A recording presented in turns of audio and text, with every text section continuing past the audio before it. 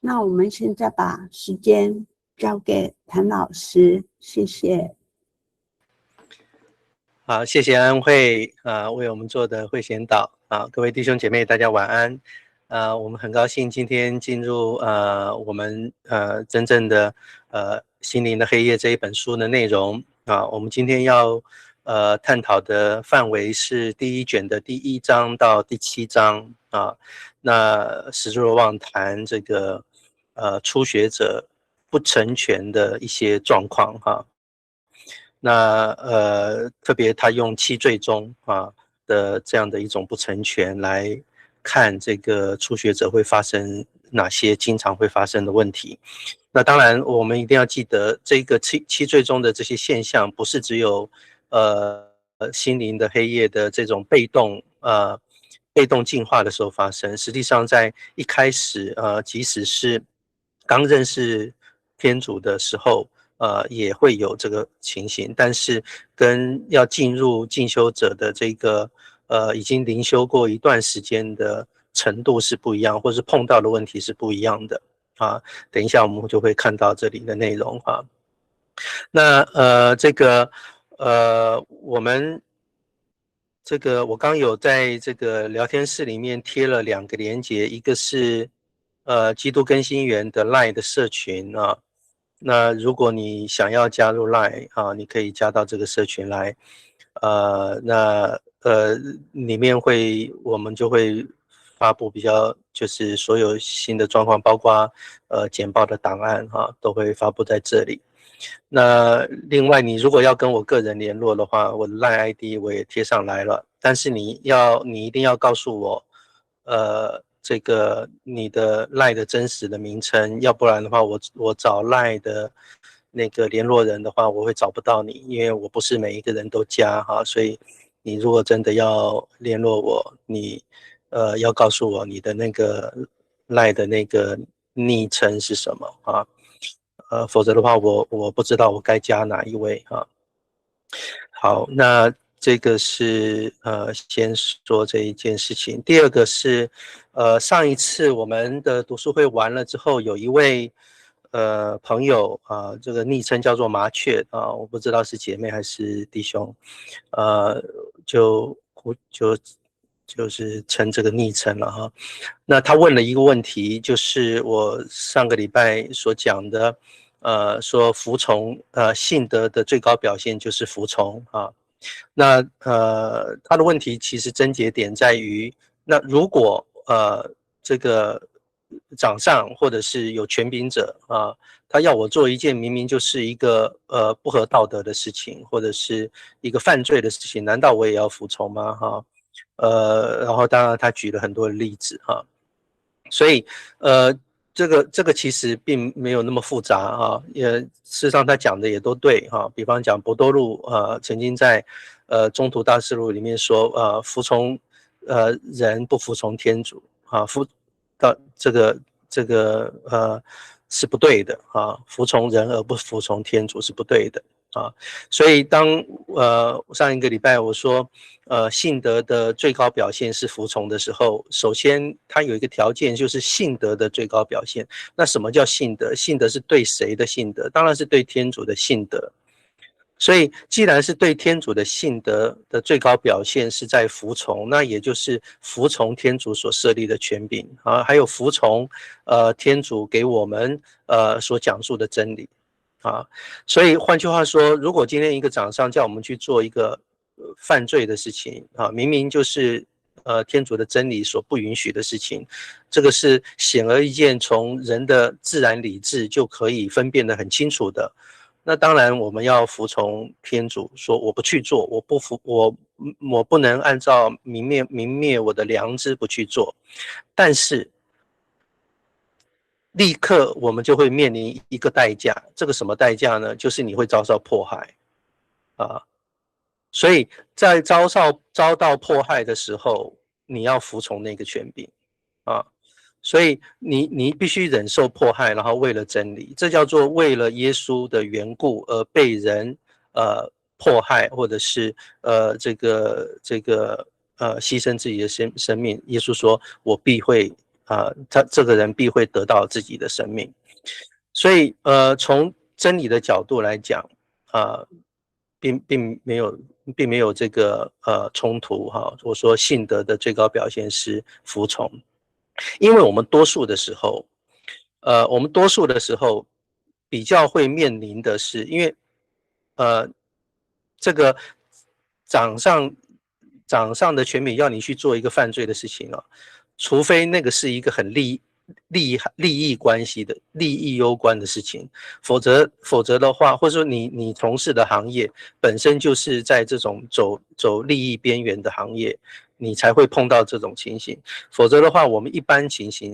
的时候，我们很少会碰到说长上叫你去做一个犯罪的事情，或者是父母叫你去做一个犯罪的事情，这是非常非常少见的啊。那我们多数的情况会是什么？我们多数的情况是，比方讲你在这个我们说家庭啊，家庭因为父母要你要怎么加入赖群组？我刚刚有贴一个那个讯息，在那个聊天室的讯息，你那边有一个连接，你用手机或者是电脑点那个连接，你大概就可以加进去了哈。好，那第二个就是说，没有看到，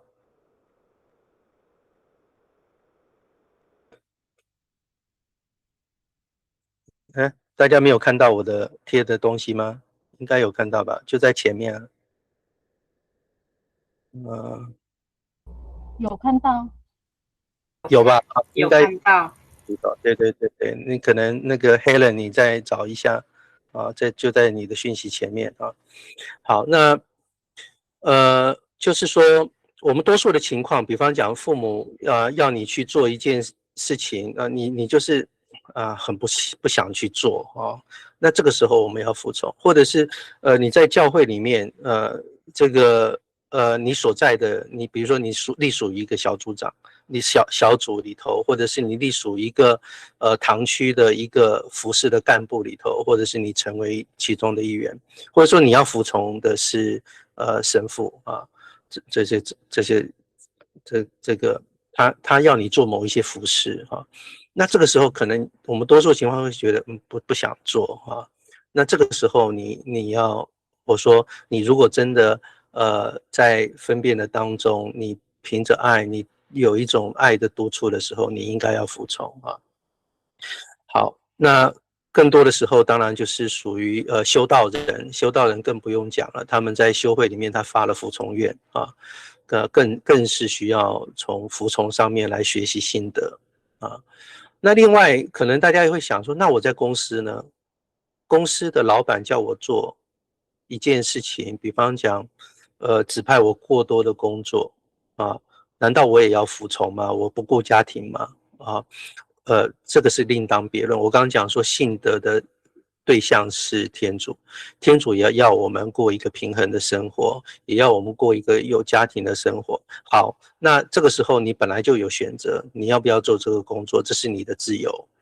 啊。所以，当你应该要顾及这个你的身心的平衡跟家庭的这个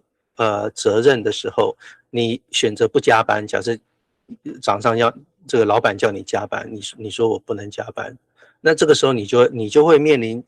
这个权柄上面对你的我们说压迫也好，你事实上这个压迫往往就是他没有办法拿着刀逼着你留下来。对不对？他可能用言语上面这个贬低你，或者是在这个薪资上面贬低你，那你就是遭受到迫害啊。所以你有选择权，你离职啊，你离职或者是你选择离职，或者是你选择这个遭受老板对你的一些升迁上面的一些这个贬低啊，这些都是可能发生的啊。那这个时候如果你还决定你要继续在这个公司里面，比方讲你有一些其他的原因，并不一定是钱的原因哦，你可能有其他的原因，你必须保持这个工作的时候，那你必须忍受这样的迫害当然你可以选择离职再去换一个工作，因为这个选择是正常的也并没有违反信德。所以我想在这些世俗的情况跟我们讲说面对天主的事物上面的情况，我们要我们所说信德的最高表现是服从，服从的这个对象仍然是天主好，那这个是另外一个可能就是国家咯，国家的政权可能会迫害，所以我们可以发现，这个在耶稣的我不要说耶稣的时代，在初代教会罗马帝国就会迫害基督徒，然后他们没有选择拿起刀来拿起枪来革命，他们忍受迫害，然后继续过他们信仰的生活，即使是必须隐藏起来隐藏自己的身份，他们也要保持这个信仰所以他们仍然服从那一个罗马帝国的君王的权柄同样的，耶稣也是一样。耶稣虽然在圣殿里面翻倒那些买卖的人商人等等的，甚至跟法利赛人跟撒都塞人他们闹翻这个并不代表他不服从他们权柄他是为了真理把这个圣殿里面该有的情形，该有的对上主的尊重，他表达出来以后，那这个法利赛人跟撒都塞人他们开公议会要杀耶稣，耶稣接受他并没有拿起刀来对抗他们说我要推翻你们，我要建立天主的国在地上的国我要靠这个政权来实现。耶稣并没有这样子做所以在这一方面他是服从他们的权柄的，甚至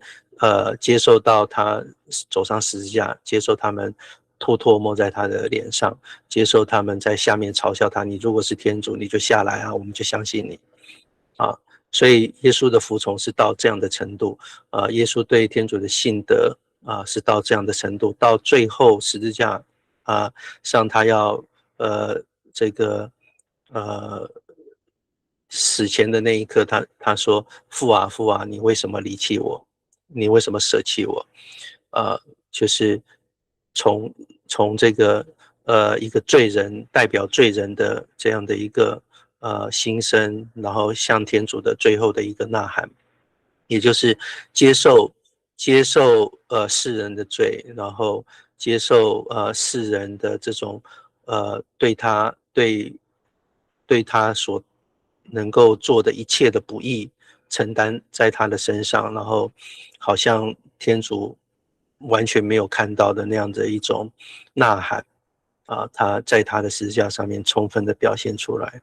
他的服从到这样的一个程度所以我想希望我这样的一个回答能够这个有回答到麻雀的问题，如果还有其他的疑问，我们等一下讨论的时间可以再提出来好，那我就进入到第一卷的第1到第7章那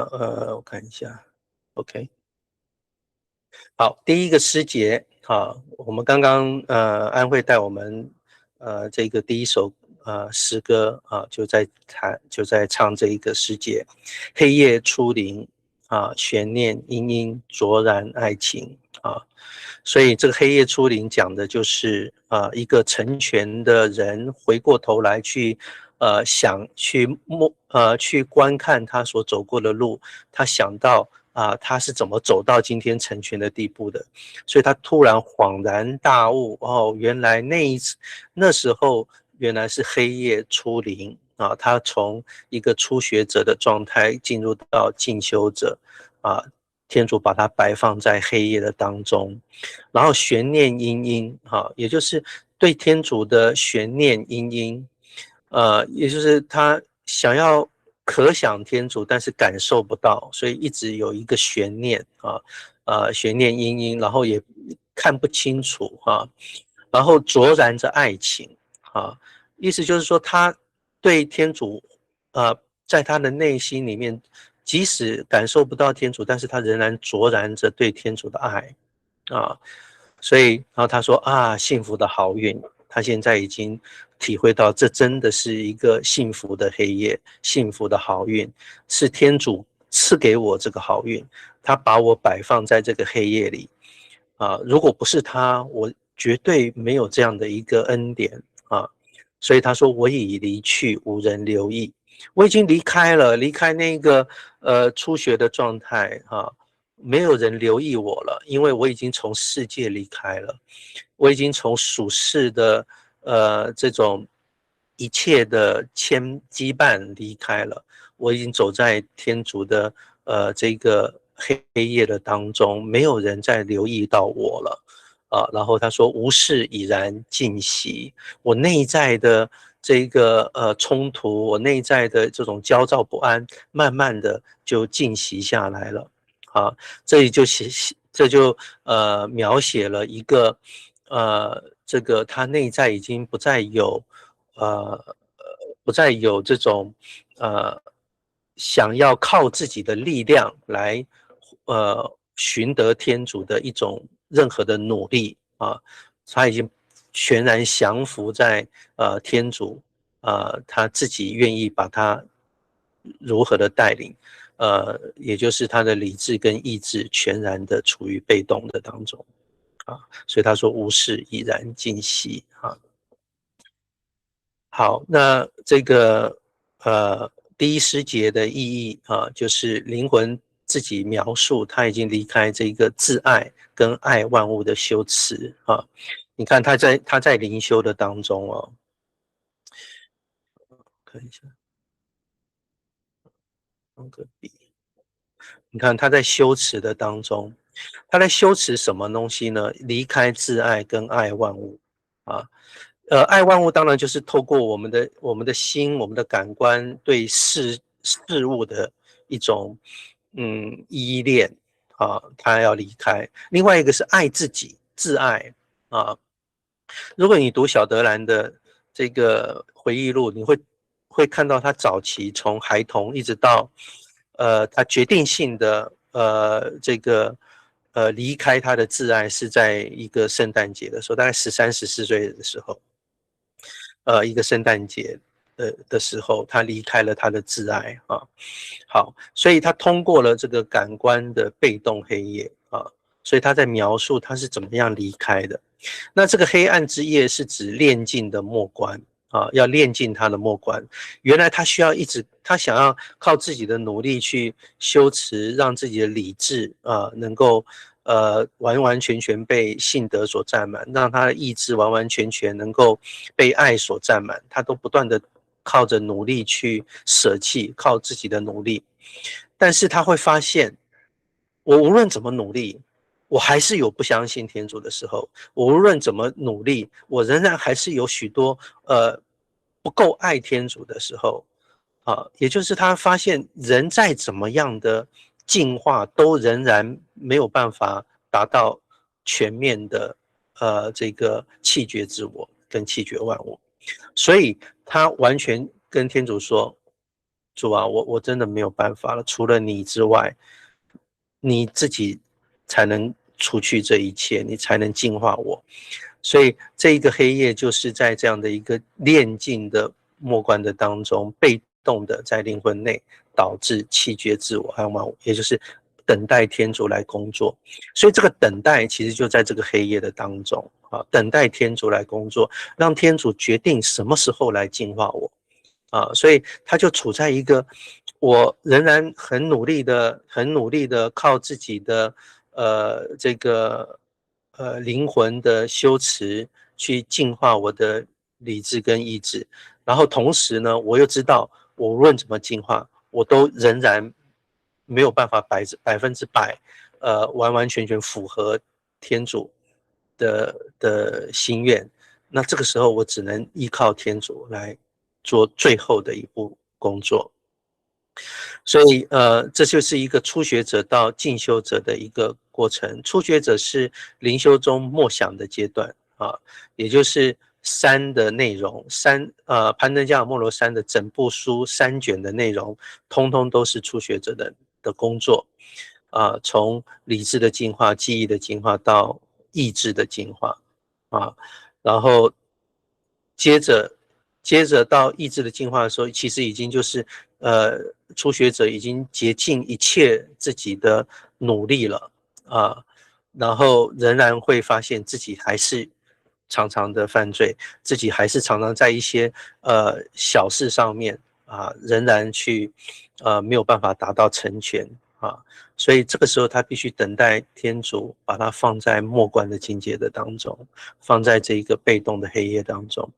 所以是必须天主的决定跟插手，所以是被动的，由天主来安置灵魂在默观中。所以那在这之前，天主先把灵魂安置在被动的黑夜里，好让灵魂更加的强壮，更确立在德性的当中。因为在这个被动的黑夜里，灵魂只能等待，所以在这个等待的过程当中，他仍然心心念念的依靠天主，心心念念的爱天主。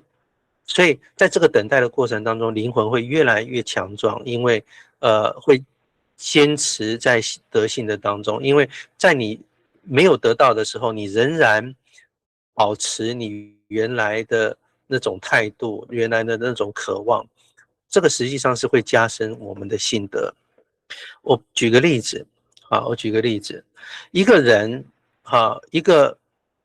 个人是如何相信天主一定会供应他的所需。事实上，如果他一直都能够靠自己获得他的所需的时候呢，他实际上他是永远感受不到天主会供应他的。只有当他自己处在极度缺乏的状况，然后这个时候呢，他仍然相信天主会按照他的许诺供应他一天的所需，他必会经历到信德的成长啊。我用这样的一个例子来帮助大家了解，为什么放在这个被动的黑夜当中，这种等待却能够使人的灵魂更加的强壮，更确立在德性的当中，他的信德是更加的加深，他的爱德爱天主是更加的浓厚啊。好，那十字若望就用吃奶的比喻来描述这个初学到进修啊。他说，灵魂决定要侍奉天主以后呢，就进入了初学者的修炼。这个是攀登加尔默罗山的第一步啊，也就是第一卷。灵魂决定要侍奉天主，也就是一个人开始从属世界的开始，愿意跟随天主了以后，他开始进入初学者的修炼，也就是攀登加尔默罗山的那3卷的内容。那时候他就像小婴儿，天主像慈母一样把他抱在怀里，用美味的奶喂养他，并爱抚他。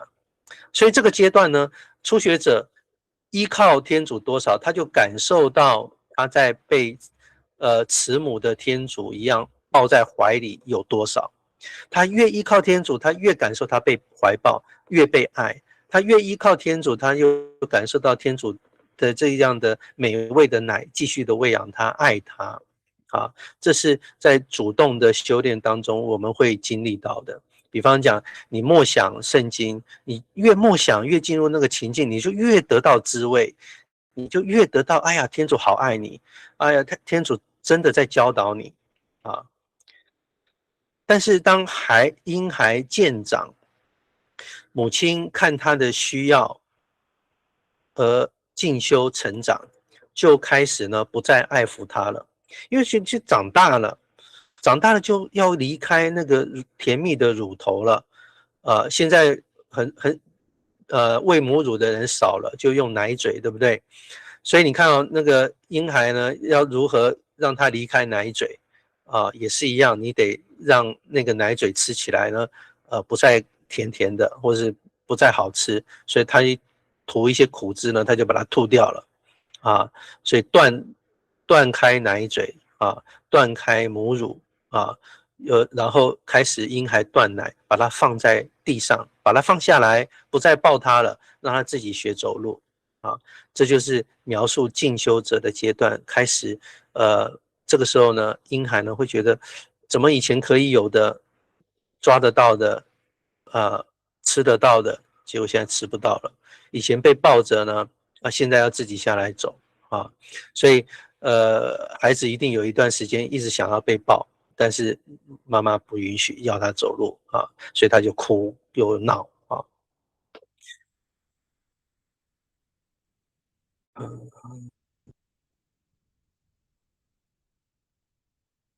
下把这个拿过来。好，所以这个时候呢，灵魂做的少，要注意到这全是母亲的工作，灵魂做的很少，甚至没有做任何事，是母亲涂上了苦汁，不再爱抚，不抱在胸怀，放下婴孩，让婴孩自己随意做任何事情。好，那初学者的乐趣初学者在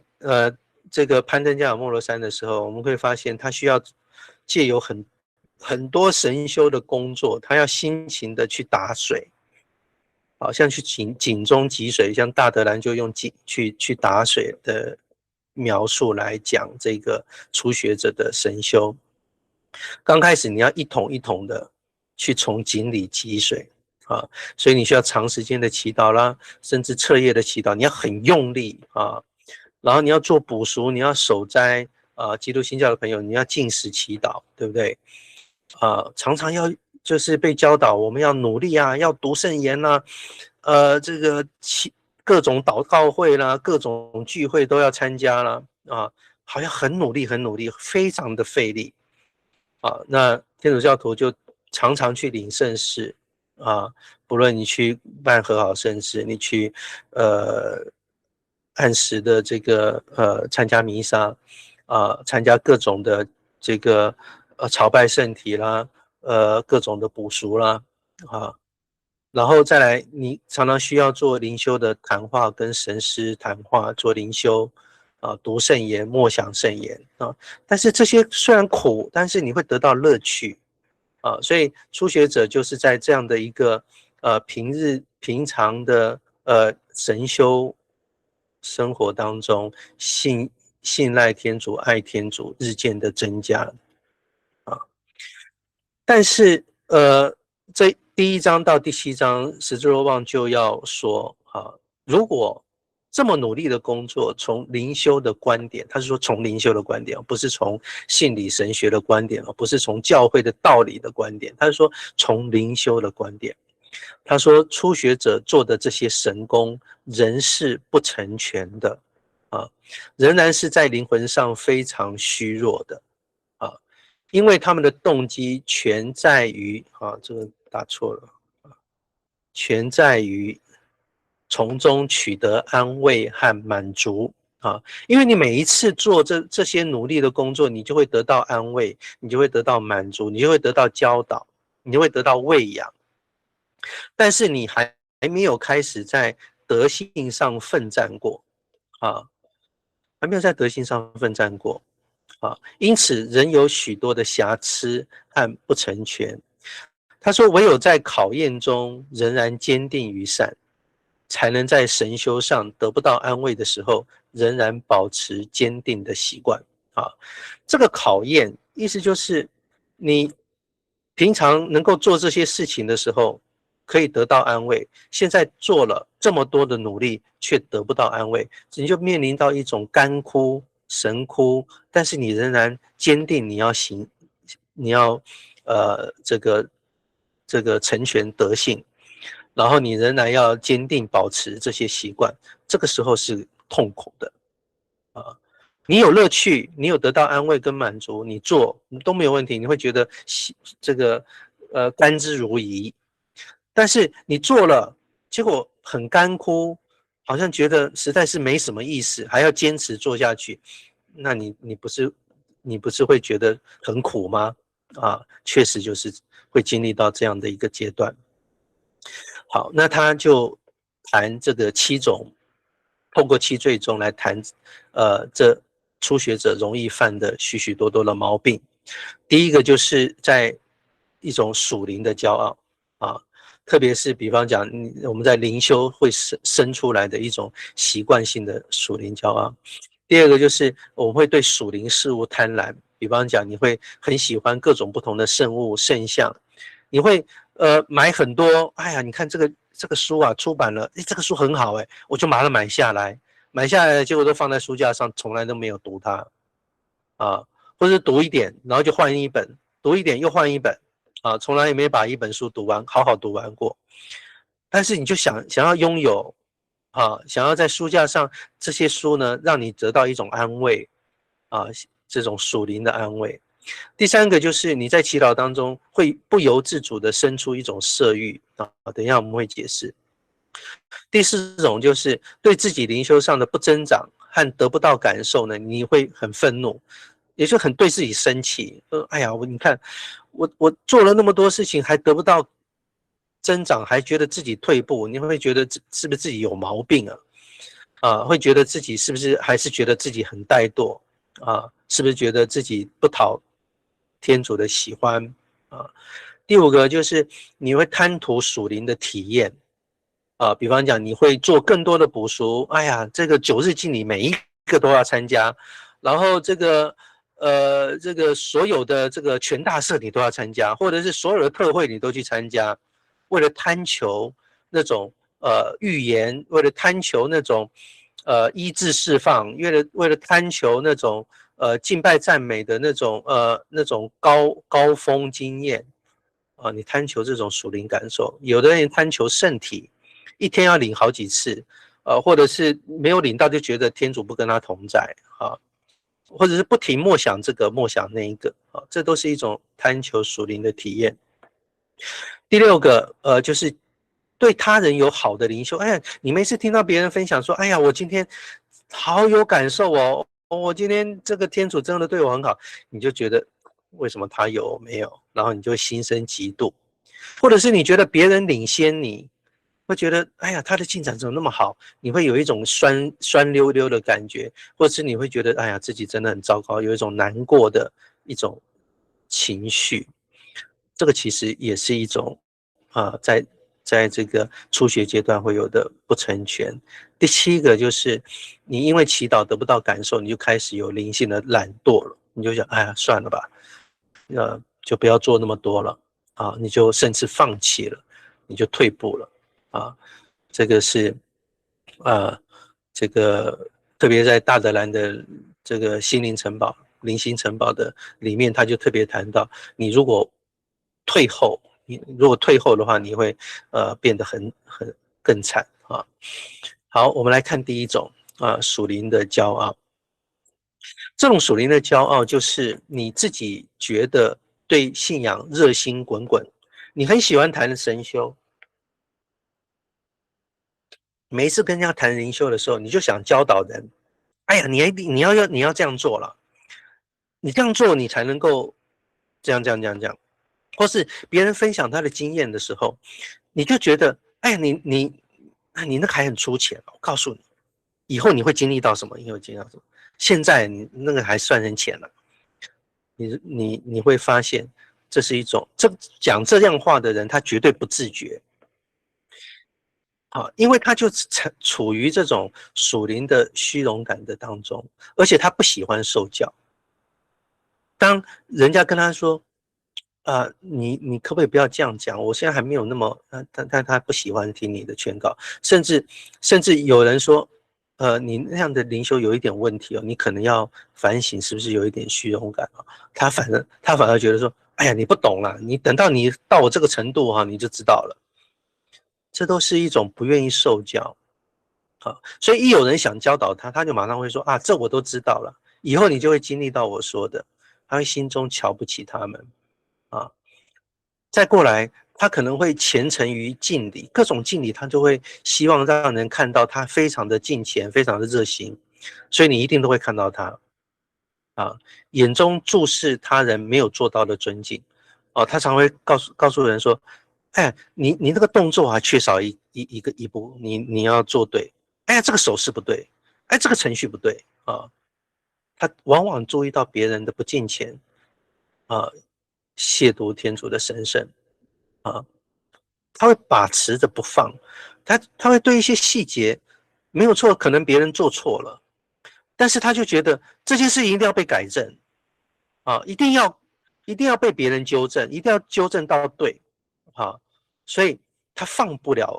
开啊，他放不过去啊，他看到他就觉得这个容不得一点点差错啊，这都是一种属灵的骄傲，他不自觉的啊。而且呢，魔鬼会助长这样的热心，因为魔鬼一看到，哎呀，你这种敬虔的热心让你产生这么多的骄傲，他会更加的助长你的热心，让你更加的骄傲跟自负。因为魔鬼深知到他们所修持的一切神功和德性，不仅毫无用处，反而使他们败坏啊。那他们会坏到什么程度呢？他们会想，只有自己和自己看得起的人是圣善的。这些人呢，你总是会发现，他眼睛里面只看得到某一些有名望的人，只看得到有一些他觉得这个配得上他的程度的人，所以他实际上他只看重他自己。那些人只是为了让他自己提高他的身价，让他觉得他跟他们程度相当啊，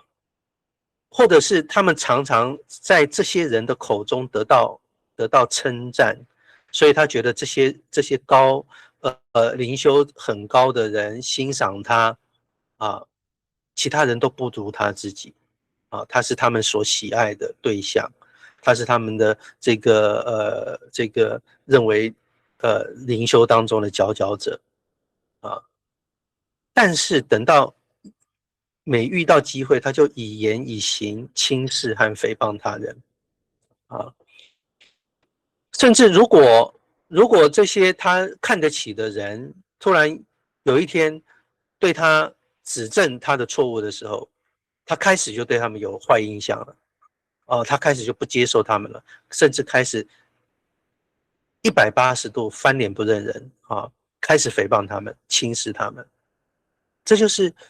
是属灵的骄傲跟自负的可怕之处啊。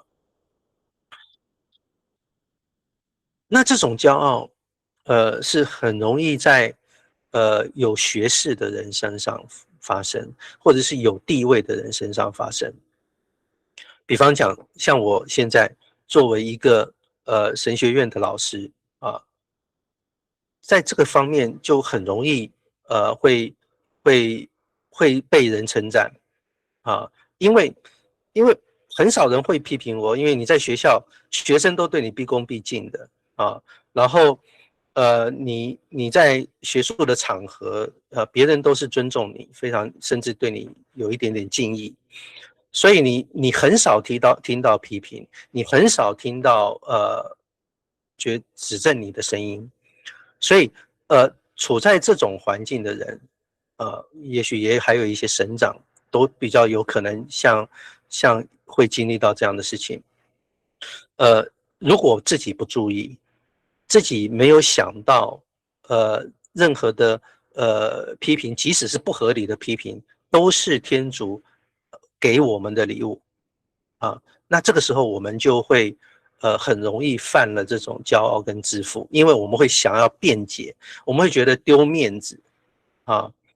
这个其实就是几时让你感受到被轻视、被贬义，让你的面子挂不住。那这个时候，真正灵修，走在正路的人，他会心想，他会换一个念头，他会心想说：哎呀，天主感谢你啊，我受人的轻视，我受人的贬义，或是有人这个指出我的错，即使他误会我，我感谢你，这样子我不会很骄傲，这样子我欣赏他，他实际上是你要给我的帮助，甚至他会感谢这个人啊，所以我们可以在十字若望身上看到这样的灵修的成长，也可以在大德兰、在小德兰身上，我们都看到这样的例子啊。第三个就是不愿意受教好，前面我们讲说，那些地位高的人呢，又常常称赞，对他称赞有加的人，一旦他们经常指出他的过犯以后呢，他就开始轻视这些神长或者是神师啊，认为他们不了解他的属灵状态是多么的虔诚啊，贬低他，他不高兴，或者要教导他，他也不高兴啊。只要神师不准许或不顺从他们的意愿，就断定这个神师啊道行不够，他要再去找别的合他心意的神师啊。所以呢，他会有意的博取人的赏识啊，希望人能够看见他灵修上面的敬虔。所以他常常会弄出一些动作啊，在祈祷的当中，他会常常弄出一些动作啦，发出一些叹息的声音啦，让人觉得他很有灵性，好像他跟天主关系很好甚至有一些外显的神魂超拔，但是他很少有私下的出神啊，也就是出神，照理讲应该更多的是在私下，而不是外显的，不是为了给人看的。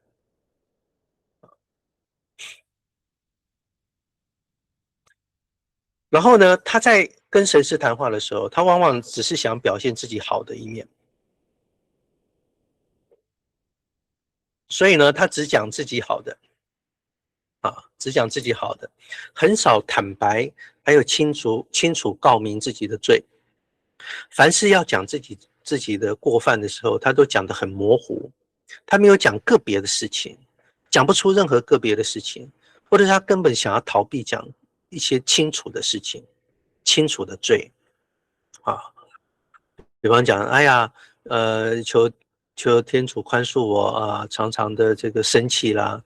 常常的这个呃这个没有很热心啦，就是讲这些模糊的，他没有办法讲具体的事件，具体我得罪什么人，我具体的在一件事情上面我生气了，他逃避这样的事情啊。第二个，他会修饰自己的言辞，好让神师很看好他啊。他会修饰，让神师觉得说他的灵修有进步，或者说他的灵修很好啊。他希望博得神师的喜欢，让他看起来一切都很美好啊。然后呢，他没有办法接受自己任何的过犯啊。有些初学者呢，也会对过犯毫不在乎啊。对一些过犯来讲没关系啦这个也是初学者常犯的，或者是过于的敏感，对过犯过于忧愁哎呀，我真犯罪了，哎呀，这样天主不喜欢我这样子我就功亏一篑了，我就不再能够成圣了，而且他想要马上成圣，所以他没有耐心，就常常生自己的气，他不肯给自己时间，这就是一种自爱的骄傲他见不得自己有任何一点不好，而且他极度渴望天主马上就把他毛病过失都改掉但是他们没有顾虑到，如果过失全被除掉，他们可能变得更骄傲、更自负。所以通常这应该说，我们灵修越进展，我们越跟天主结合，我们越容易看到自己的过失没有办法完全除掉。就好像保禄常说过的，说我就是觉得我在我的背后有一根刺天主没有把它除掉，为了让我更加的谦卑所以我们有时候要想，天主让我看到有过犯总是一而再再而三的犯，有时候是为了我们的好处，他没有把它除掉所以但是并不是叫我们觉得说这些过失不重要，而是这些过失总是提醒着我们需要依赖天主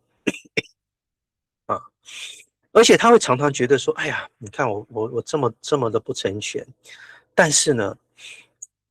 天主总是还是把这些过犯呢，遮掩了，没有让人发现，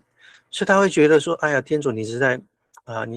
太爱我了，太怜惜我了，竟然让我这些过犯呢，我明明知道这些过犯一而再再而三的犯，结果别人却没有发现我实在感谢你我实在应该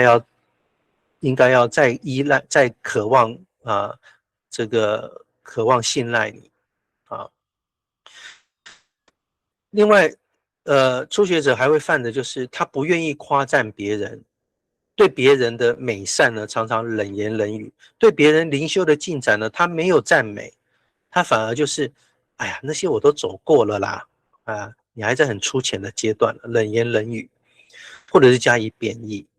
但是呢自己又喜欢博得别人的赞美啊，这就是一种初学者属灵骄傲的情况容易产生的，因为他习于靠自己，因为他在这一段期间，他就不断的要靠自己的努力神修来达到对天主的渴望，对天主的信赖，所以很容易在靠自己得到成果以后呢，产生一种骄傲。那对付属灵骄傲的目标跟方法是什么呢？第一个要常怀有圣善的嫉妒啊。什么叫做圣善的嫉妒？还有圣善呢？意思是看别人的好跟敬虔。你看到别人，哎呀，灵修很有进展，灵修非常的神速，而且他的敬虔对天主的敬虔让你觉得非常的倾羡。那这个时候你要为他感谢天主。你要说，哎呀，天主啊，感谢你啊，你真的让我在他身上看见他的对你的爱跟他的灵修是日渐的加深，感谢你。然后他会深觉所有的人都比自己好而且他会非常的欣赏每一个人的进展，非常的觉得，哎呀，你们做的真好，我愿意向你们学习一样一样的热心跟圣善。这叫做圣善的嫉妒意思他没有带有任何的感受不好，任何的难过，他没有，他看到别人好不会难过，看到别人好是为他们高兴，而且看到别人好会觉得，哎呀，别人比我好，我就可以向他们学习。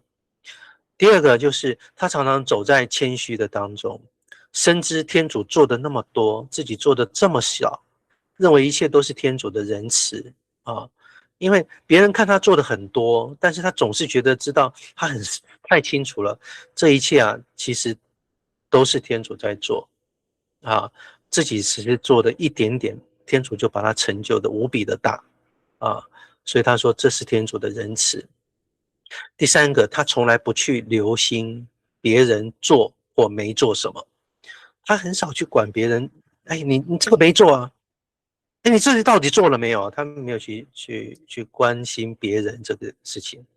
或者是他只要一留意到，就相信他人做的比自己好，所以他会宁愿轻看自己，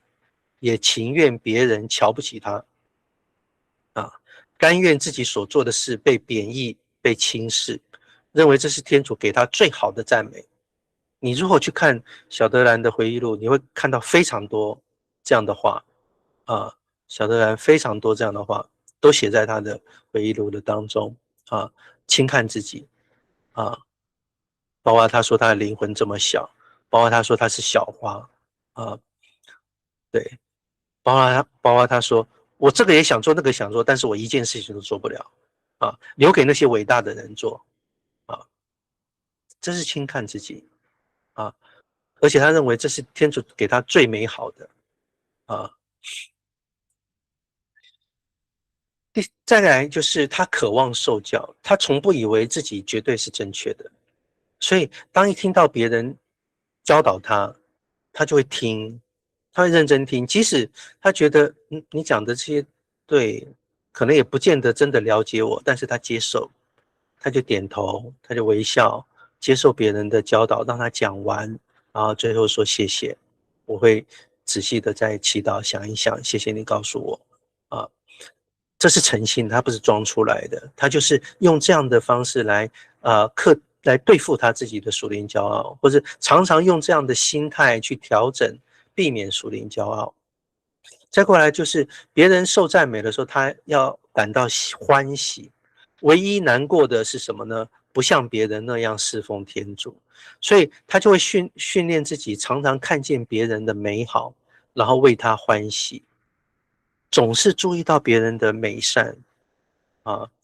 当别人对自己不好的时候，总是相信天主借着他要让自己得到益处啊，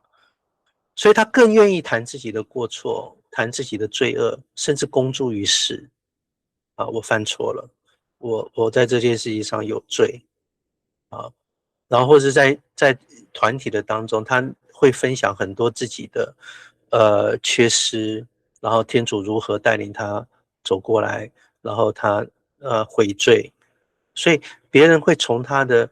这些软弱的经验、脆弱的经验得到安慰，因为他说：“哎呀，你也会这样子哦，我其实常常这样，谢谢你哦，我以为只有我会这样。”所以他就会从这样的人的当中，就这样的谦虚的当中，别人会从他谦虚获得益处，会觉得：“哎呀，天主并没有亏待他，天主一定，如果天主会这样子让你。”从过犯当中走出来，那他也可以在我的困难当中带领我走出来啊。所以保禄也说，你们要以圣神给你们的安慰去安慰别人啊。保禄就在书信这样讲，所以而且他会倾心守护自己内心的宝藏，也就是内住的圣神，他会保留这个宝藏，然后暴露自己的瑕疵啊。就是这个瑕疵显露了，没关系，我守护自己内心的有的圣神，然后保持心灵的什么叫做守护内住的圣神？意思就是说，我不需要靠外在的别人说我好来，我才能够肯定我跟天主之间的爱的关系啊。那个爱的关系，我也不需要让别人知道，我守护在自己的内心里。即使别人看不见，只看到我的缺点，我都不以为意啊。再过来的话，就是保持心灵的单纯、柔顺、谦虚跟真实。我们什么时候不单纯？在面对利益要如何分配的时候，我们心思会不单纯；在面对地位跟别人有相比之下，我比较贬义的时候，我心思会不单纯啊。在我被无辜的误会的时候，我心思就不单纯啊。在我跟别人比较，我希望得到赞美的时候，我心思会不单纯啊。所以我们要保持心灵的单纯，别人的好就欣赏，自己的不好就相信天主给我很好的礼物啊。保持心灵的单纯，就是对天主绝对的单纯啊。我是什么样子，我就袒露的在天主面前就是什么样子啊。然后柔顺啊，谦虚真实啊。好，那我们就看第二个属灵的贪婪。什么叫属灵的贪婪？就是注重外在轻忽内在。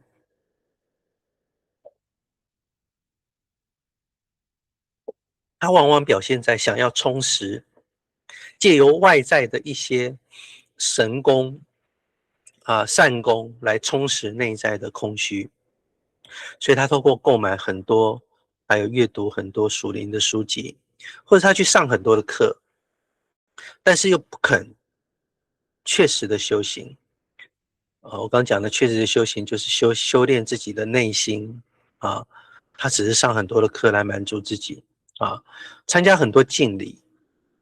拥有很多的圣像跟圣物，但是每一次就是做了这么多的神功，但是可能很在乎自己的面子，很在乎自己丢脸，很在乎自己被别人看不起啊。那这个其实就是内在很空虚，他只是用外在的呃这些修炼来填补自己永远填不满的这个内在的空虚。但实际上，这些外在的永远没办法填满内在。内在就是在天主的面前接受自己的空虚，然后接受自己真的不好啊，甚至也就是觉得自己本来就不好啊，然后呢，有了以自己越不好，那就相信天主一定可以，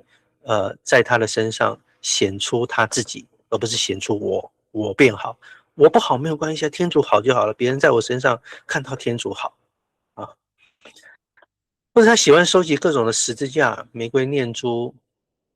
啊，礼拜一要拿这一串，礼拜二要拿另外一串，礼拜三要拿第三串啊，每一周的7天要准备7串不同的念珠，或者是这个桌子要摆这个十字架，那个桌子要摆那个十字架，圣像画也是一幅一幅的买啊，祈祷的时候一定要某一种摆设啊，一定要某种灯光，蜡烛呢还要选颜色啊。或者是这个布置上面还要有一些特殊的氛围啊，它才能够祈祷。不同的时候就是装饰，特别的装饰，特别的蜡烛，特别的念珠，不特别的十字架啊。那这个时候他需要学习神评，因为真正的前进是来自于内心的，关注的是十字架的真理，而不是圣物的产地跟设计。很多人关心的是圣物从哪一个产地来的啊？有没有一些特殊的设计在这上头啊？你觉得这样子特殊的设计才会更神圣？实际上不是啊。真正天主在意的是你有没有懂十字架背后的真理，也就是那一个受苦致死的牺牲，为爱而牺牲。眼睛只专注于成为天主的密友，悦乐天主。所以天主的密友就是别人也不晓得你到底跟天主多亲近啊，是密友啊，你不需要去告诉别人，哎呀，你跟天主多亲近啊。所以常常我们其实在现世的生活，我们就可以常常看到一些人嘛，你跟他见面的时候，他就跟你套关系啊，常常在你面前就说：“哎呀，那个谁我很熟了。”你讲到哪一个人？哎呀，这个我也是很熟啊。你不需要跟别人说：“哎呀，我跟天主熟得很。”啊，你就知道他跟天主不熟了啊。所以真正眼睛是关注天主、悦乐天主，慷慨的给出一切啊，给天主。所以灵魂应该尽其所能，致力在成全上，而且知道自己凭自己的力量是没有办法痊愈的啊，总是会有背后一根刺啊。你无论再怎么样，你没有办法达到完美，除非天主亲自下手，把我们放在那个黑暗的火中炼尽啊。好，那我们来看这个灵性的色欲啊，可能各位会想啊，祈祷还会有色欲啊？呃，这个对独身生活的人可能常常会出来，或者是一些经常接触色情的东西的人也可能常常会出来，即使已经摆脱了那些实际上的观看或者实际上的接触啊，但是这里讲的是灵性的，意思就是说你根本没有做啊，你甚至也没有渴望。但是却在祈祷告解或领圣体的时候，突然就跑到你的脑海里头，突然就有一种不纯洁的感受，你自己根本不能控制，就跑出来了啊。那十若望谈3种原因，第一种呢是说你在祈祷跟天主结合的时候，心灵从天主那里得到更新跟满足，但是你的较低层次的感官，除了不洁的感官满足之外，找不到任何靠近的事物可以得到啊。史若望就说，这经常发生在领圣体的时候，灵魂在爱的动作上得到喜悦和愉悦，但感官呢却按自己的模式分享自己的一份，所以可能产生不洁的冲动。这种不洁的冲动可能像是什么呢？比如说讲你心灵领受了圣体，结果圣体吃下去跟你的身体结合的时候呢，你突然跑出一种肉体上的冲动，好像跟耶稣基督结合啊，这个是有可能的啊，这是若望谈的其中一种原因啊。第二个是起因是魔鬼啊，灵魂在祈祷的时候，魔鬼尽力在感官上惹起不洁的感受，使灵魂转移注意力啊。你明明在祈祷，但是他就让你感官起一些不洁的感受啊，那这个时候呢，让你没办法专注在祈祷。第三个就是因为魔鬼引发了这些不洁的思想呢，你在你的心灵当中就爆发一种属灵征战。那这个时候你会觉得，哎呀，我怎么这么不洁啊？你就害怕祈祷，为什么？一祈祷就产生这种不洁的感受。那这个时候你一害怕了，魔鬼的目的就达到了，因为他的目的就是叫你不要祈祷啊。所以这个时候呢，就是这三种原因啊，使若望谈到。使若望也谈到，就是说有些很敏感的人、很脆弱的人，当从心灵和祈祷得足的时候，也会随之引起淫欲的热啊，使之陶醉和抚弄这个器官啊，好像已经卷入到那个快感、贪爱这个罪了。有时会有不洁或不驯的冲动真的发生了，每次都会给他很大的罪恶感啊，这个啊，这是他谈到的。再过来，有可能会对神师或者圣像产生一种色欲啊。指望有提到，有的人在精神上，而不是肉体上要注意，这里讲的都是心灵上的。在与神师谈话的时候，你会对神师抱有一种好感，一种情谊上的好感，或者是脑中浮现某种性质和优美的仪表，一种遐想。这他说这种都是色欲引起的啊。那辨别的方式是什么呢？辨别方式就是你之后你在回想起这份情感的时候，对天主的记忆和爱没有增加，反而让你感到一种羞耻感、良心的内疚，那这个就是色欲引起的。如果你回想呢，其实在你回想跟神师谈话的时候，结果反而更加的，虽然当下有一种情谊上的好感，但是你反而让你更增加对天主的记忆跟爱的增加。比方讲，你想到说，哎呀，感谢你主啊，你赐给我这么好的神师，所以你会对这个神师非常的信赖，然后天主你反而更加的感恩，更爱天主，而不是产生一种良心上的内疚。那这个就是正确的，你就不需要感到内疚啊，这没有问题啊，所以很好的辨别。所以这就是正当的遐想啊，就我刚刚讲的啊。如果回想起这份情感的时候呢，不论是对圣像或者对神师的一份情感，天主的爱也随之增加，或者是回想起天主的爱时，也同时回想这个情感是一样多的，或者是这个情感使灵魂渴望天主，那这个情感就是纯灵性的，是源于天主深深的。再过来谈这个属灵的愤怒啊，也就是我们原来靠着自己的主动修行，会带给你灵性满足，突然天主把我们放在被动的黑夜的当中的时候，我们这些灵性的满足消失了。这时候初学者在灵修当中的美味满足消失以后呢，他会对祈祷感到乏味，或者使他们做起事来怨声载道，一点鸡毛蒜皮的小事也容易大发雷霆，因为得不到满足，所以有时没有人受得了他们，或者是在祈祷当中引发色欲，使他们对自己愤怒，觉得自己怎么越来越退步啊。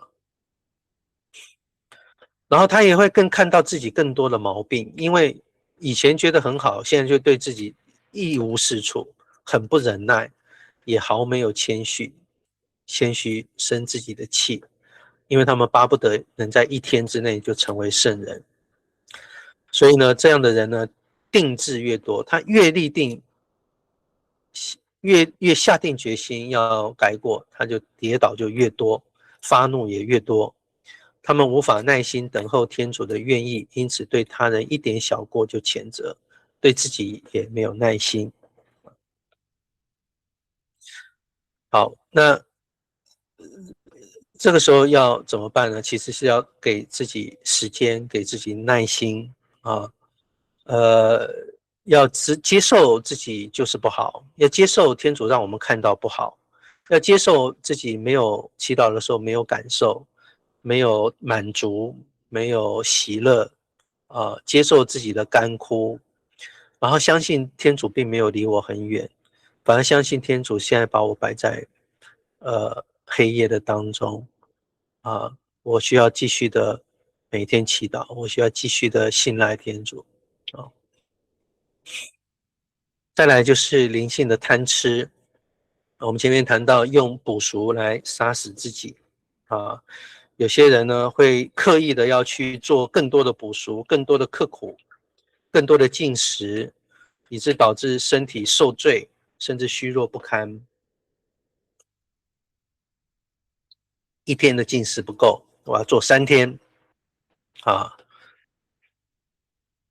这个是把肉身的补赎放在顺从和服从之上。他们没有服从的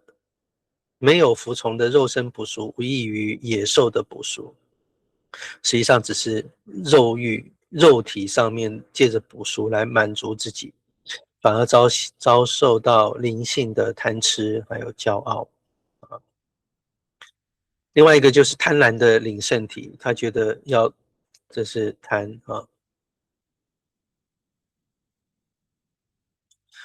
多次领圣体，把圣体外在化，好像这个东西就是一个神秘的这个奇迹，我领下去就是跟天主结合了的确它是，但是更重要的是灵魂心灵他以为多领就是圣善，事实上是对身体的不尊敬什么叫做对身体的尊敬？就是以相称的方式领受身体。什么叫以相称的方式领受身体？就是这个有形的身体里头含有无形的天主，也就是我需要用信德在身体上面吃下去，然后借着信德来相信他在我内，然后相信我也在他内，然后我要跟他合而为一，然后我在任何的事情上面要遵守他的真理我要行美善的事。所以他们以为天主就是有形可见的物质方式去领受天主这是不相称的如果他们怀疑相反的倾向，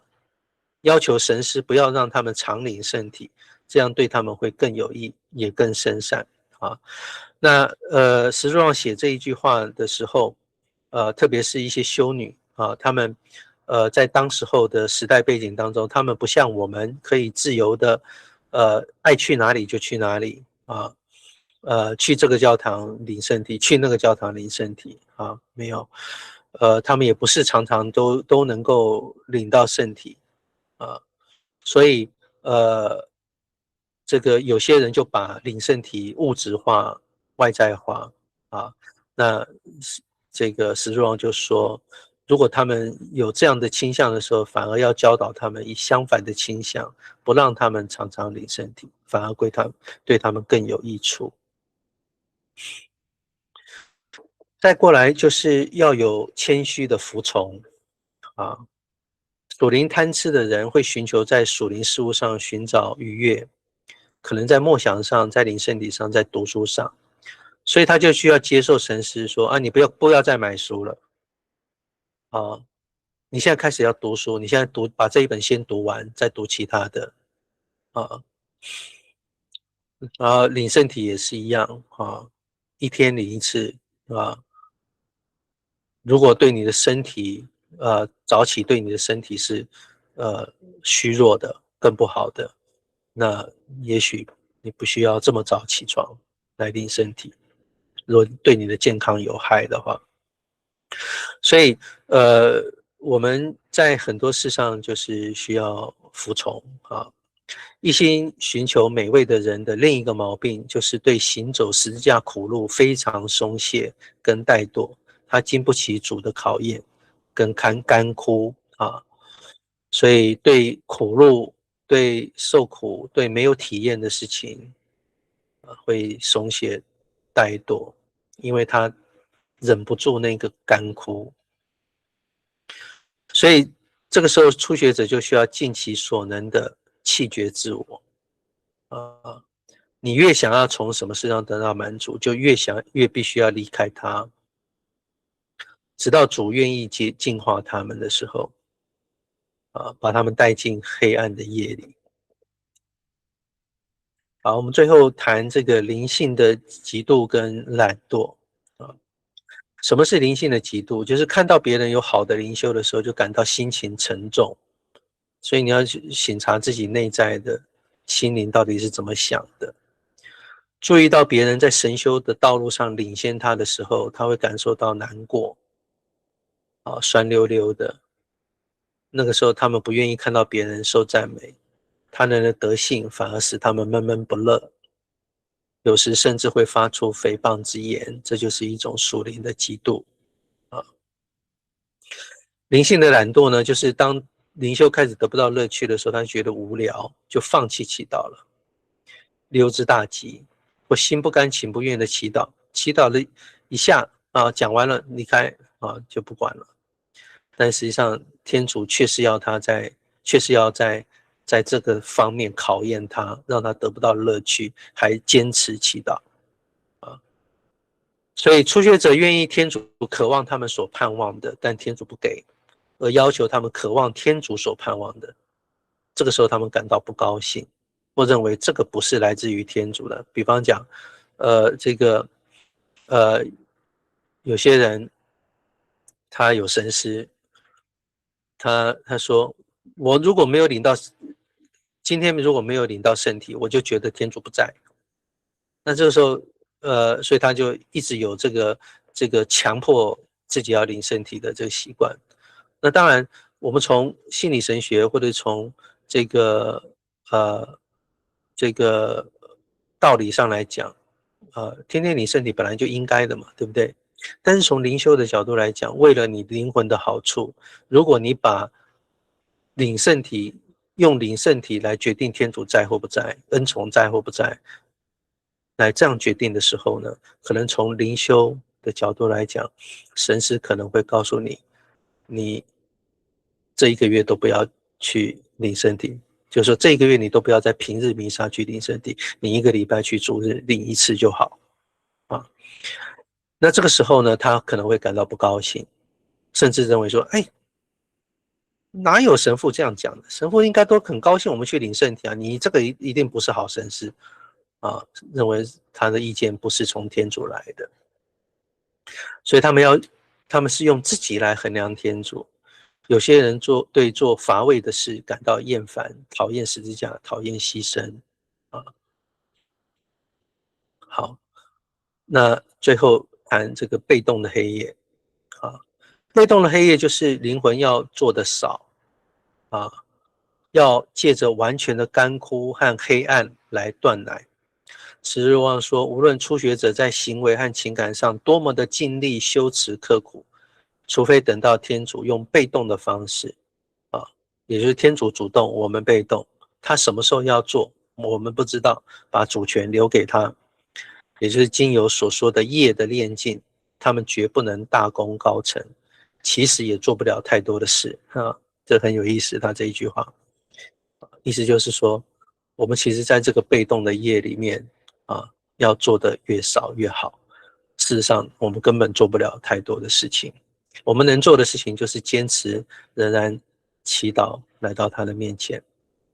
好，那我今天的这个内容我就讲到这里啊。那我现在现在几点了？我们还有一些时间啊，来看看大家有没有什么分享跟提问。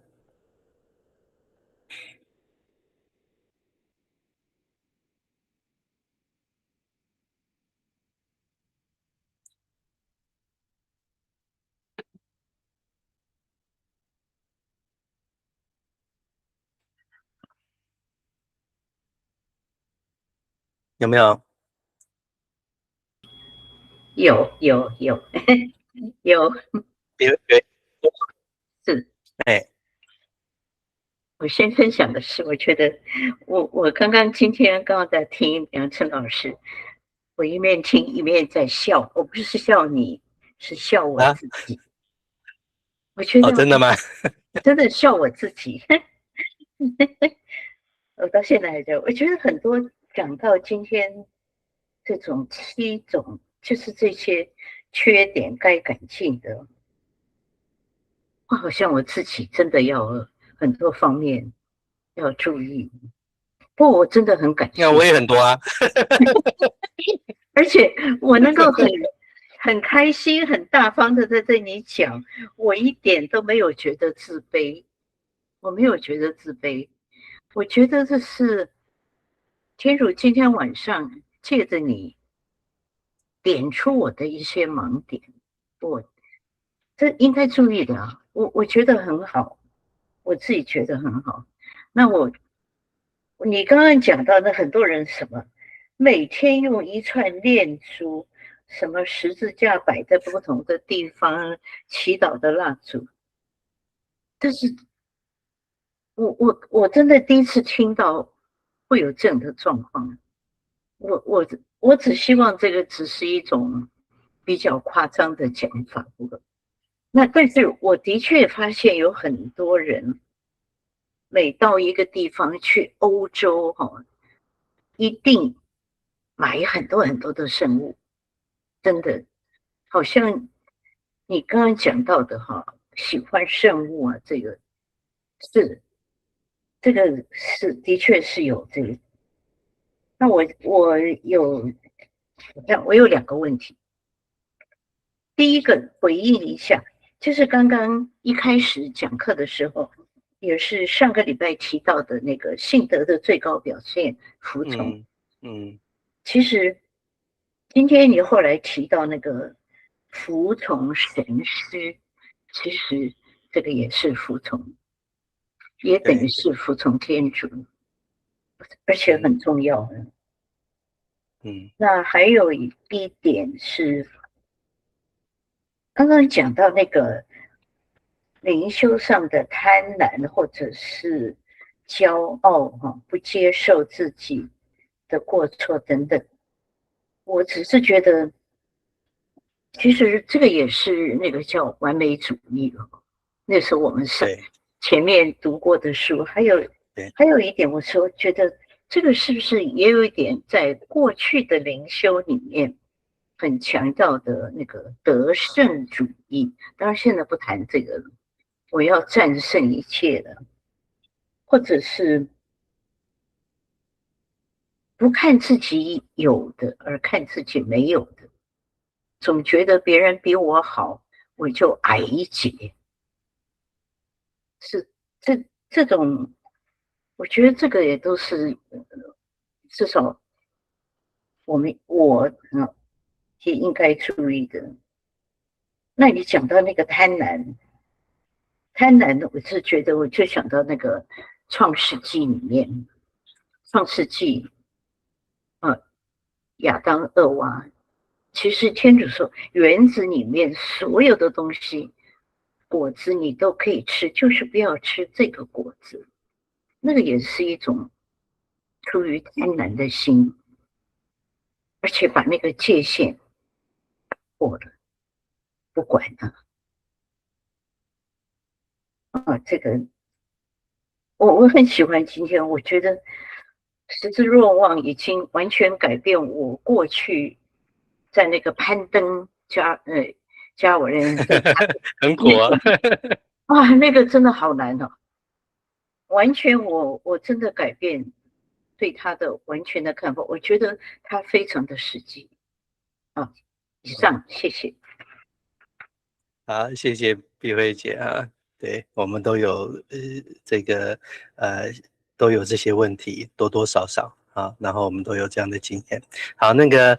安慧是要讲话对吗？有，我的有一点疑问，就是说，我们讲攀登加尔默罗山都是主动的去进化嘛？那心灵黑夜的第二本书是被动的进化。那我就在想说，那个七罪中也是我们要主动的去努力啊，也应该是属于主动的努力，我才能够除去我的骄傲啦、懒惰啊。所以，到底这个部分也是我感觉这个部分好像也应该是比较主动的成分比较大。好，谢谢谭老师，这是我的问题。好，谢谢。好，所以你会发现，你没有错。在攀登加尔默罗山的那3卷，我们谈整个初学者的修行当中啊，都要很努力克制这7罪中的项目啊，所以我们要做很多的神功来克制啊，做很多神功来让自己熟悉真理，让自己相信真理，让自己爱天主啊，让自己能够在生活当中，把天主的爱实践出来啊，包括爱家人，做很多关怀，做很多探访，做很多祈祷啊，这些都是我们主动克制在做的。所以现在要谈的这一个阶段是说，那些阶段我们都已经做了，而且已经做了相当长的时间，然后在那些做的过程当中，我们都得到很大的满足，也都得到很大的神慰，也都得到从别人的赞美当中得到很多的益处啊。那如果你都在这些益处的当中，天主都还继续喂给你灵奶，喂给你满足，甚至然后在默想圣经的时候，你都能够得到滋味。那这个意思就是他还没有要把你从他的怀抱当中放下来，所以我们一定要了解，现在在谈的这个心灵的黑夜是，当某一个时刻，你做这些事情已经不再满足了，已经做这些事情得不到安慰，反而是得到干枯的时候，你要知道，现在可能天主要把你放在一个被动进化的黑夜，进入到另外一个黑夜的当中，啊，所以在这个黑夜的当中，现在第1章到第7章，十若望就告诉我们，我们过去做的那些主动的进化，实际上你仔细的去回想，你一定会发现，我们有这些，一定会有这七罪中的各种的不成全，而且不论我们再怎么样努力，都不可能完全根除啊。这就是他要说的，我们靠着自己主动，我们是无法完全根除的。我们只有得到另外一种恩宠，就是天主把我们放在被动的黑夜的当中，我们必须放弃自己在主动的去做任何事情，想要让自己完美，让自己全然无瑕，再也不会犯这些错误啊。我们只要当我们发现自己不可能做到这一点，而且再怎么样做都得不到心灵的这个慰藉的时候，我们要知道，就是这个时刻，可能天主要告诉我们，你要承认自己的无能，你要承认自己的无用，你要承认自己的一无是处啊，在天主面前只能信赖天主，让天主主动的做。而自己要退到变成被动。那被动的时候，你就得要全然的借着信赖继续的往下走啊。所以我这样子解释可以明了吗？了解，谢谢老师。好，刚刚是不是有一位讲到属灵的贪婪其中之一，买很多书籍，读很多书，上很多课哦，是，好。好，还有没有人想分享的？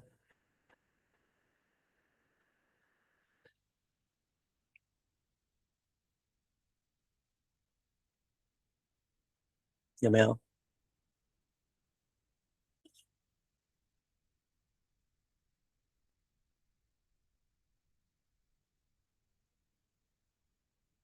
还有吗？不要客气哦。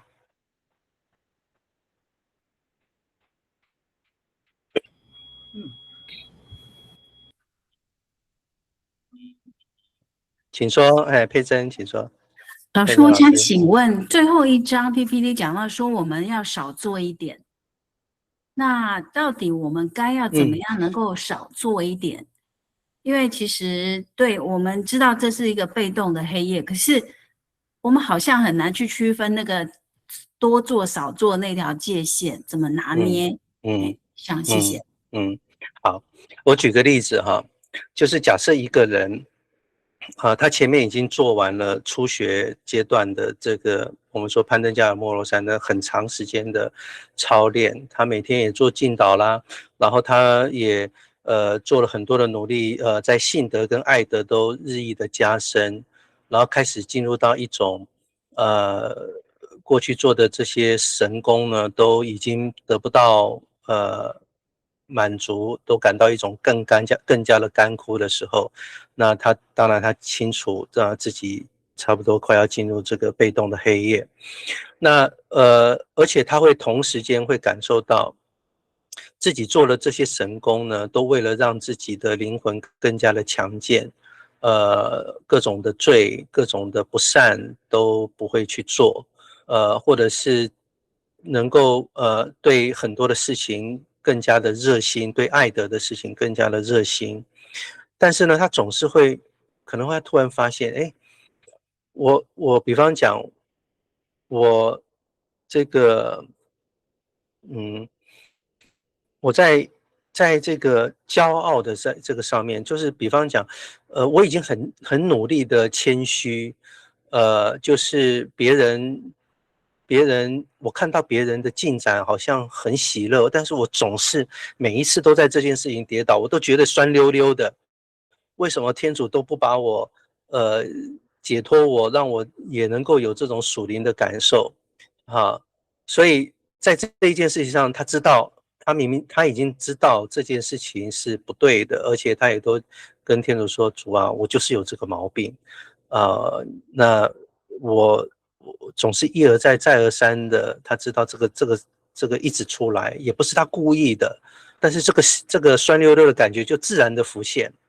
所以这个时候，其实他要做的不是一再的跟天主谴责自己，不是一再的要跟天主说主啊，我下次一定要注意，我下次一定不要有这种感受。那事实上他再怎么努力不要有，他还是会有。所以这个时候他其实要放手，然后跟天主说主啊，我感谢你，你留下了这一根刺给我。我知道我在这件事情上不成全啊，靠着我自己，我真的没有办法除去这种酸溜溜的感觉。说你愿意的话，你自己工作啊，我不再靠自己的努力，但是我相信你愿意把这一根刺留在我的背上，我感谢你，让我知道我是这样的不成全，我需要你。我想我用这样的一个祈祷的方式，让你看看你是不是你比较好明白，就是说什么叫做从主动转成被动，那其实是非常微妙的一个状况，某一个程度，你也可以说是一种转念啊。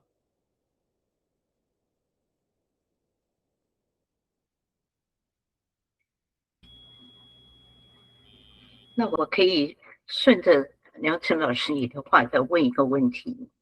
其实承认你刚刚讲的，承认这一些就是被动的黑夜，是不是就是很坦诚的向天主面前把自己打开，承认自己的这些软弱，是吧？对，对，是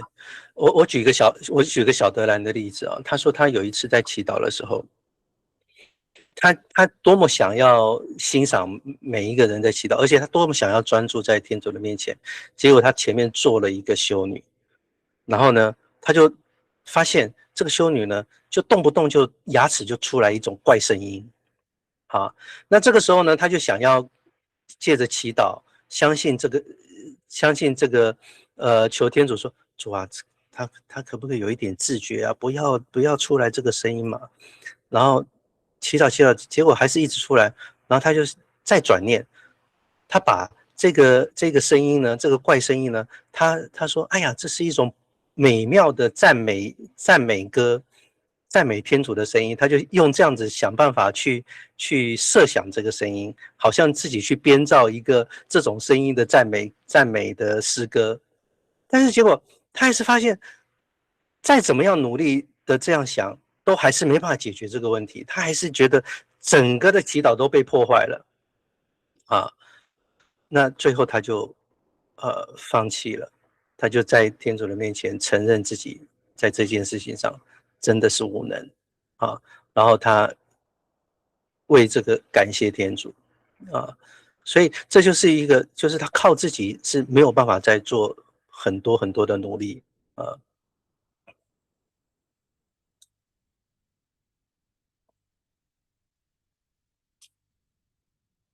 慧萍说，请说。老师，我只是想要分享，就是刚刚就是听到大家，然后还有老师的那个就是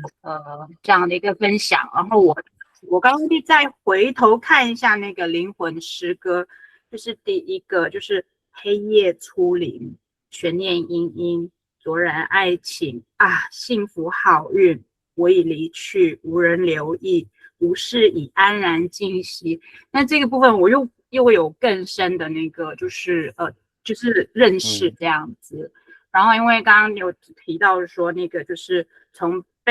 主动到被动，然后我只看到黑夜初临，我觉得就是在这个阶段，因为它还没有到非常的黑暗那样子，所以它是才刚刚进来的，所以那个时间可能就是比较很难知道说是主动还是在被动。可是他在后面，因为刚刚老师有解释过嘛，就是他的理智跟意志啊，都已经感到很就是他已经那个就是他的心都已经很平静，就不会再焦躁这样子，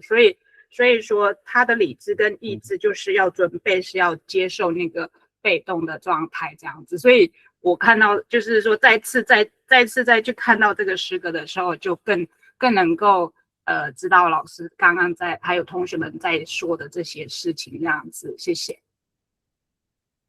好，谢谢你的分享哈，就是做了一个回到那个诗节的回应哈，很棒哈。好，那个 Rebecca 是要说话吗哈，请说。对，我谢谢刚刚有一个姐妹的分享，就是说我们有时候很多事情做不到，比如说顺服的部分，比如说好了，举个例子来说，最近发生的事，比如说主管要我不要在 OL 的那个垃圾桶的底下垫不要的小箱子或者是小箱子，因为我为了我弯腰，我比较方便拿，不用这么多个的垃圾桶一直弯腰，造成一个背痛，所以我就想了办法，说在他的每个 OL 下面的垃圾桶下面放个小箱子。结果被一个主管发现，他就很生气，他说不是跟你讲不要放了吗？就他就叫我说你礼拜一全部都拿掉，然后他说这样我觉得说他可能话里面有情绪，然后讲话有一些不实在，他就说什么你这样很造成很多的脏乱怎样这样，心想说我都把它整理得很干净，然后并没有他说的那样的脏乱，然后我就想到说这是不是我在顺服的功课上面没有学会，一直在人家告诉我说不要做，我又要再做，是不是在这个部分上面，就像老师说的，我真的一直在这个部分上面跌倒，没办法做到，我只能够再次的跟天主说，然后跟天主说我这样的状况，是不是再把我这样的一个软弱交给天主，是这样子的意思吗？好，谢谢你提出来这个问题。我做一点点回应，就是说，第一个那个主管的要求你不能不听啊，对不对？因为你不听的话，就是你一定会被骂啊，甚至他可以强制的就把这些东西又拿走啊，又命令你不可以再放啊。对对对，所以一般来讲的话，我们就会觉得很无辜，觉得很痛苦，就是说，哎，你为什么不可以体谅我？我就是会受伤啊，我的腰会受伤啊，那为什么你不能够？而且就像你说的，我有打扫干净了，但是他就是看不顺眼。那这个时候，如果我们想一想，如果我们继续跟上帝祈祷说，主啊，你可不可以改变我的主管，让他能够接受我的做法？那这个时候我们会发现，好像什么都没有办法改变，然后我们就会更加的痛苦，然后我们就说，是不是我不够虔诚？是不是我怎么样？但是，除非我们离开这个工作，否则这个问题不会解决，对不对？看起来是这样。但是如果我们从我刚刚讲的，在不离开这个工作，因为可能这个工作其他的好处大过这一个小缺点，我不能离开这个工作。那这个时候呢，我们可能如何？我难道我要去跟这个老板吵架吗？可能也不是好的做法，所以我们说要顺服。那怎么顺服？可能我就想办法，好吧？那我就不要丢垃圾在这些垃圾桶，我可不可以自己准备一个塑胶袋？我自己每一天丢在这个塑胶袋里面，我避免我去弯腰丢在那个垃圾桶。所以这也是一种解决方法。这就是从一种顺服的角度去看，难道我只有这种方式吗？求天主给我智慧，如何在顺服的情况之下，又能够让我不受伤啊？那这个就是以一种爱的方式啊，让可能主管就会发现，哦，原来你现在你真的有困难，结果他搞不好有一天他就心软，帮你想一个更好的方法。也说不定哈，但是如果我们没有先从一种求天主给我们智慧的角度，我们可能会工作的非常不开心，甚至影响到我们的祈祷，甚至影响到我们跟主管的关系啊。那其实我们就会发现，我们的工作跟信仰生活是分开的，然后甚至在信仰生活上面，我们觉得好像祈祷也没有用啊。那所以我想从石若望的这个书当中，也许可以给我们这样的一种灵感啊。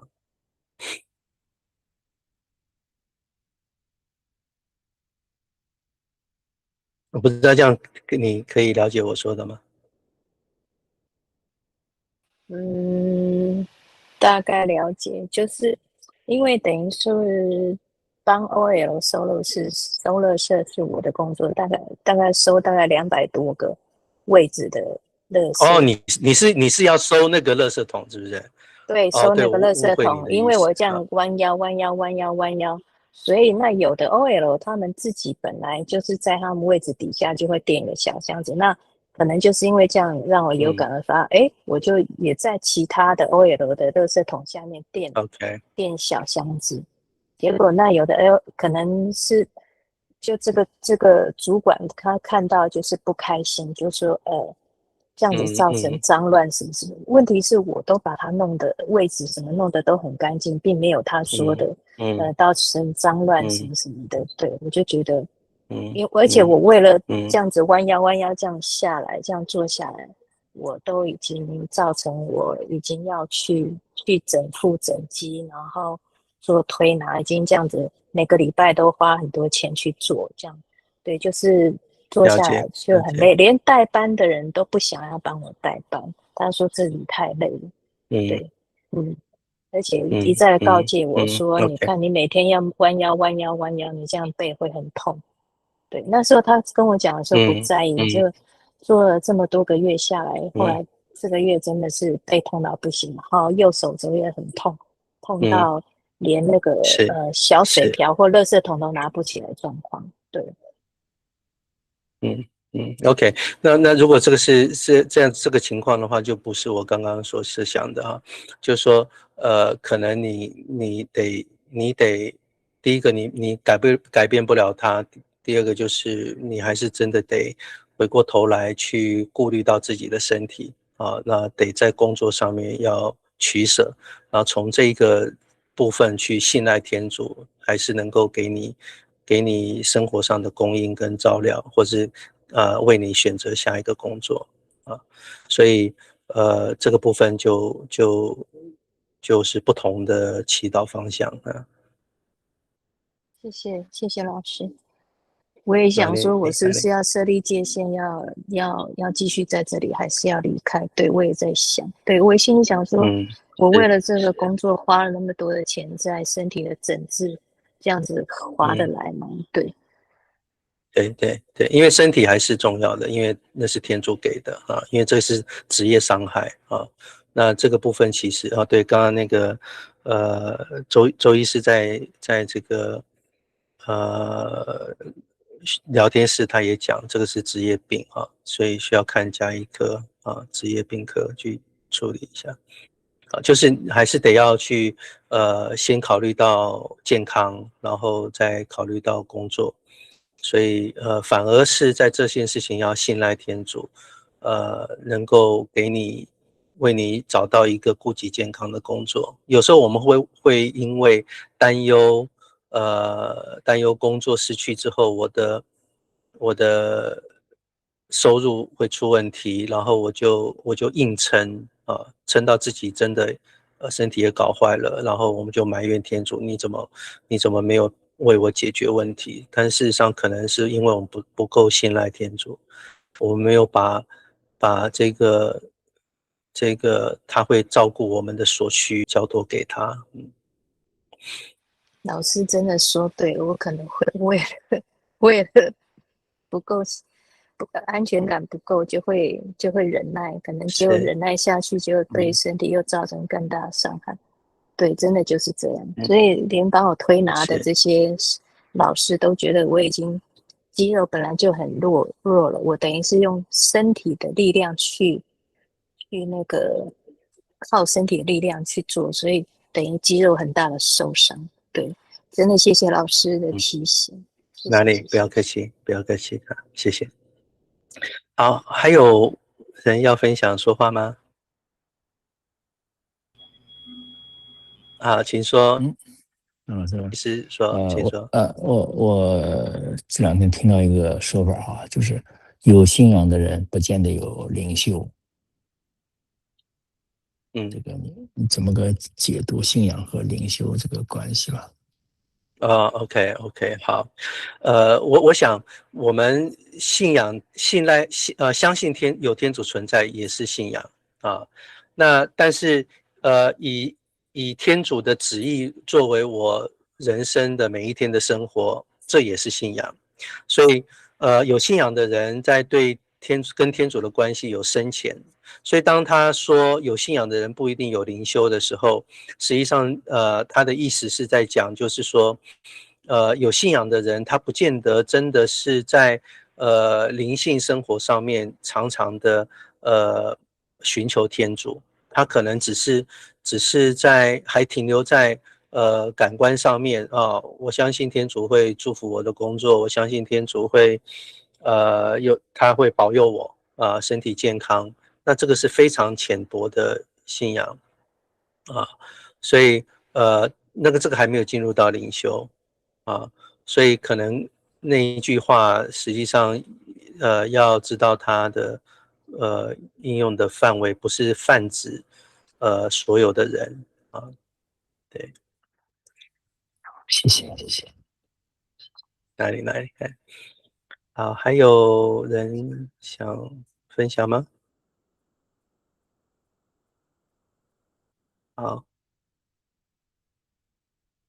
好，如果没有的话，我就把时间交给安慧。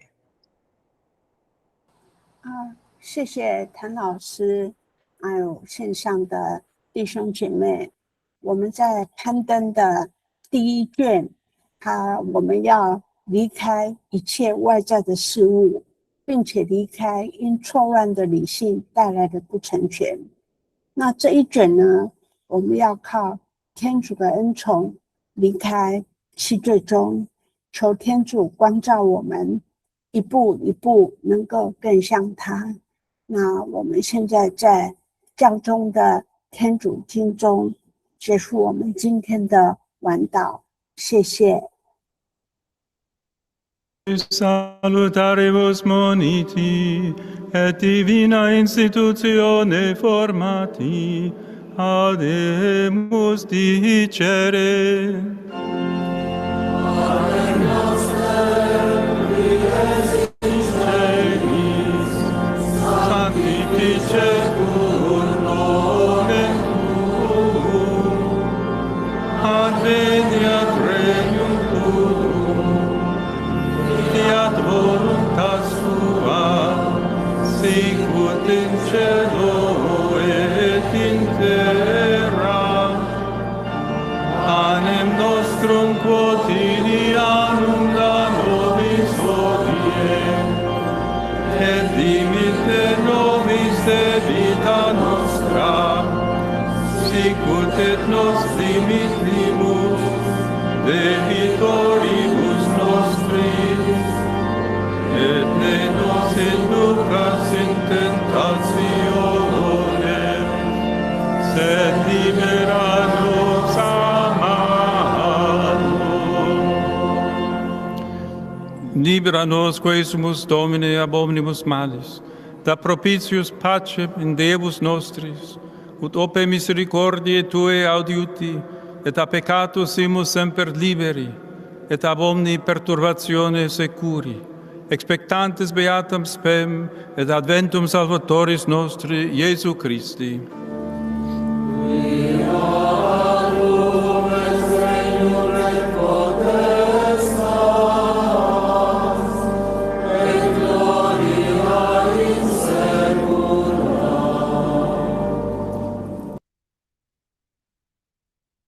好，谢谢谭老师。好，各位晚安。谢谢老师，谢谢大家，晚安，下礼拜见。谢谢谭老